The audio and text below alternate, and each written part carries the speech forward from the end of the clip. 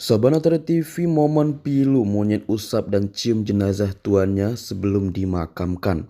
Seekor monyet di Sri Lanka belum lama ini jadi perhatian publik karena aksinya yang bikin haru. Momen itu diunggah akun Twitter Evai123 pada Rabu 19 Oktober 2022 lalu.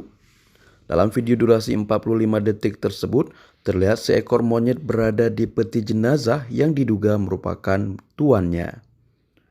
Monyet tersebut tampak memperhatikan jenazah sang tuan yang berbaring di peti. Sesaat kemudian, monyet tersebut mendekat ke jenazah tuannya. Ia lalu mengusap-usap bagian wajah tuannya. Tidak hanya itu, monyet tersebut bahkan mencium beberapa kali jenazah tersebut. Momen itu membuat suasana semakin pilu. Aksi monyet yang mengelus-elus dan mencium jenazah diduga tuannya tersebut pun menjadi tontonan warga.